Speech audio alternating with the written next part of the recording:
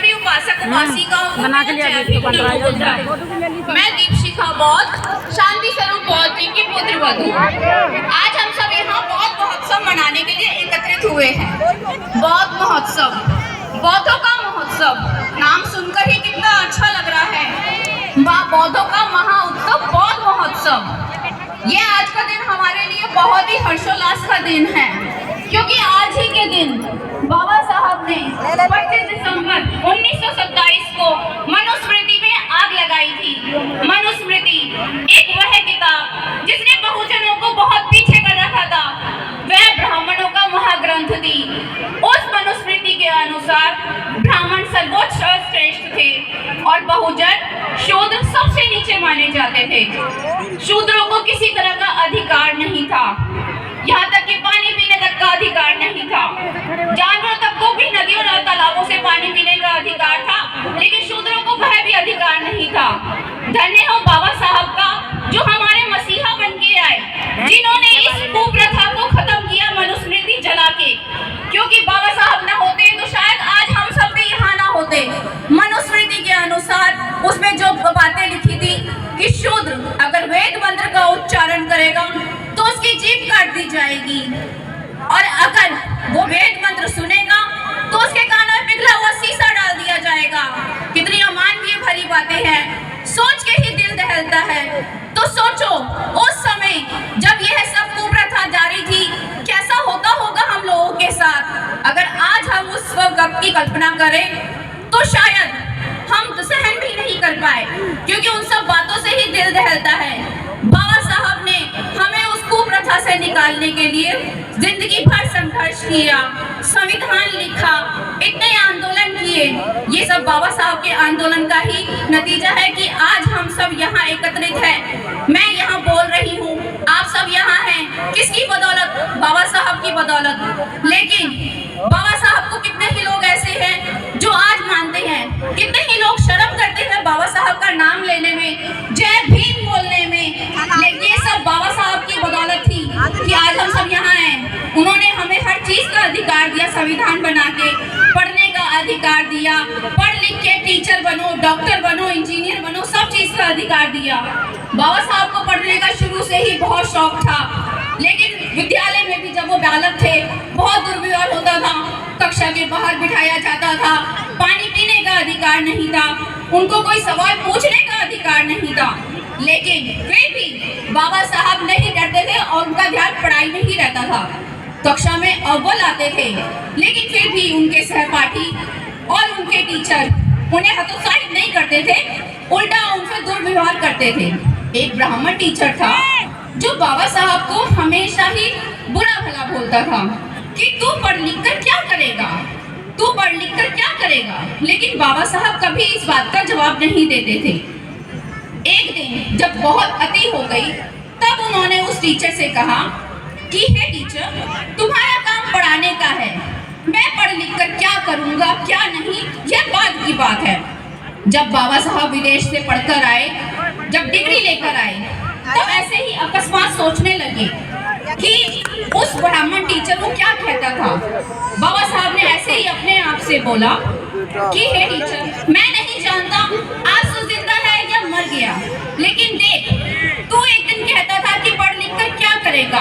मैंने पढ़ लिख कर डिग्री हासिल करी और अपने बहुजन समाज को ऊपर उठाने का काम किया, पानी पीने का अधिकार दिलाया, संविधान बनाया, सबको बराबरी का अधिकार दिलाया। ये किया मैंने पढ़ लिख कर। तो बाबा साहब कहते थे और करके भी दिखाते थे। बाबा साहब कि जब कोलंबिया यूनिवर्सिटी से पढ़ के आए थे, तब भी उनके साथ बहुत दुर्व्यवहार हुआ था।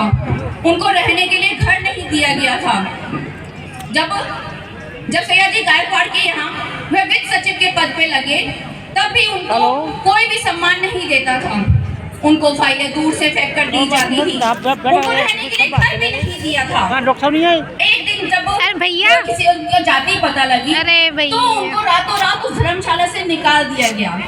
बाबा साहब अपमान का घूंट पी के बड़ौदा के स्टेशन पे गए और एक बाग में जाके बैठे। जब वह बाग में बैठे थे, सोच रहे थे कि जब मुझ जैसा आदमी जो इतना पढ़ा लिखा है, इतना विद्वान है, इतनी डिग्री है, उसके साथ ऐसा व्यवहार होता है, तो सोचो समाज, मेरा दबा कुचला समाज है, मेरा पिछड़ा समाज है, उसके साथ कैसा होता होगा, उसके साथ तो दुर्व्यवहार कितना होता होगा। तब बाबा साहब ने संकल्प लिया था कि मैं इस देश से जाति व्यवस्था को दूर करके दिखाऊंगा और अपना पूरा जीवन इस संघर्ष में लगा दूंगा, इस जाति प्रथा को खत्म करने के लिए। और बाबा साहब ने जो संकल्प लिया उसे पूरा करके भी दिखाया और संविधान लिखा। संविधान में सभी को बराबरी का हक दिलाया, चाहे वह आदमी है या औरत है, सभी को बराबर हक है। और लेकिन मनुस्मृति के अनुसार बहुजनों को कोई अधिकार नहीं था, अधिकार वही बना रखा था। बाबा साहब ने उसे भी जला के वह सब खत्म ही किया था। एक संस्मरण सुनाना चाहूंगी। बाबा साहब ने जब बड़ा संघर्ष किया, उन्होंने अपने 4 बच्चे कुर्बान कर दिए। वो यानी समाज को ऊपर उठाने के लिए उन्होंने कुछ नहीं देखा, उनका बस ये था कि मैं अपने दबे कुचले समाज को ऊपर उठाना चाहता हूँ। एक बार बाबा साहब महाराष्ट्र के अमरावती जिले में गए हुए थे अपना संबोधन, लाखों लोगों को संबोधन करने के लिए। जब वह मंच पे बैठे थे, एक आदमी उनके पास आता है और उनके हाथ में एक तार देता है और चला जाता है। बाबा साहब उस तार को पढ़ते हैं और जेब में रख लेते हैं। मंच में जो उनके साथ उनके मित्र बैठे थे वो बाबा साहब से पूछते हैं कि तार में क्या लिखा है। बाबा साहब कहते हैं कुछ नहीं लिखा और अपना संबोधन जारी करते हैं। संबोधन करके वो एक जिले से दूसरे जिले, दूसरे जिले से तीसरे जिले करते हुए 3 दिन के बाद अपने घर पहुंचते हैं। जब बाबा साहब 3 दिन के बाद जब घर पहुंचे, उन्हीं मित्र ने वह तार पढ़ा।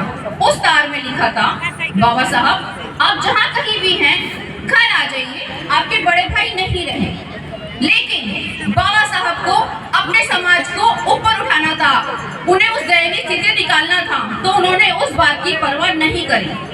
तब उनके एक पड़ोसी ने ईर्ष्यावश बाबा साहब से कहता है कि बाबा साहब आप बड़े और दयालु बनते हैं, बड़े समाज सेवी बनते हैं, लेकिन मैंने आज तक आपको किसी शमशान में जाते नहीं देखा।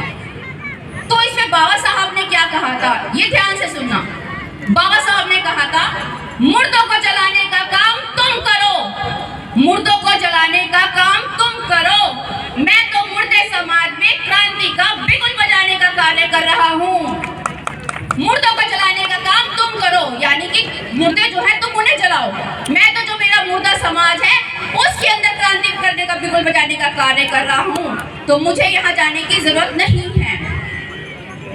इसी में बाबा साहब जब ने संविधान लिखा और सबको बराबरी का हक दिलाया, लेकिन फिर भी बाबा साहब को आज यहाँ सब इकट्ठा हुए हैं, थोड़ी देर बाद भूल जाएंगे। लेकिन मैं तो यही कहना चाहूंगी कि बाबा साहब जिन्होंने अपना पूरा जीवन संघर्ष में लगा दिया, क्योंकि वह कहते थे मेरा जीवन ही मेरा संघर्ष है और संघर्ष के माध्यम से ही मैं आप सबको जीत दिलाने का कार्य करूंगा। मेरे पापा शांति स्वरूप बौद्ध जी, उन्हें तो वो कहते थे कि हम अपने शरीर की खाल तक उतार के और हड्डियों की माला पिरोकर भी अगर बाबा साहब के चरणों में रख दें तो वो भी कम है, क्योंकि बाबा साहब ने हमारे लिए जो किया है शायद ही ऐसा कोई होगा जो कर सके। बाबा साहब जैसा कोई नहीं। मैं यहाँ आज अपने पापा शांति स्वरूप बौद्ध के बारे में भी बोलना चाहूंगी। आप सभी जानते हैं बौद्धाचार्य शांति स्वरूप बौद्ध, वो मेरे ससुर जी मेरे पिता समान, लेकिन पिता से बढ़कर ही थे, क्योंकि कभी उन्होंने हमें बहू नहीं माना, हमेशा बेटी का ही दर्जा दिया। आज बेशक वो हमारे बीच में नहीं है, लेकिन वह हमेशा ही हम लोगों के साथ रहेंगे, हमेशा जीवित रहेंगे, क्योंकि बाबा साहब ने कहा था मनुष्य का जीवन लंबा होने की बजाय महान होना चाहिए। और उन्होंने बौद्धाचार्य शांति स्वरूप बौद्ध ने तो ये करके भी दिखाया। अपनी लेखनी के माध्यम से उन्होंने जो सम्यक प्रकाशन खड़ा किया, उसमें बहुजन साहित्य के माध्यम से वो हमेशा सबके दिलों में रहेंगे। घर घर उन्होंने अम्बेडकरवाद को, बुद्धिज्म को पहुंचाने का कार्य किया। बहुत अच्छे ओजस्वी वक्ता थे, सिंह की तरह गरजते थे वो। आज वो सिंह की तरह गरजने वाली आवाज बेशक खामोश हो गई है, लेकिन भूलेंगे उन्हें कभी भी नहीं। जैसे माँ को पूरी सृष्टि कहा जाता है, पिता भी उसी तरह पूरा संसार है। दोनों में से किसी एक का जाना भी बच्चे के लिए बहुत ही मुश्किल होता है, लेकिन नियति है कि जो इस संसार में उसे जाना ही होगा। बौद्धाचार्य शांति स्वरूप बौद्ध कहते थे कि पढ़ोगे तो कुछ बनोगे, किताबें पढ़ो।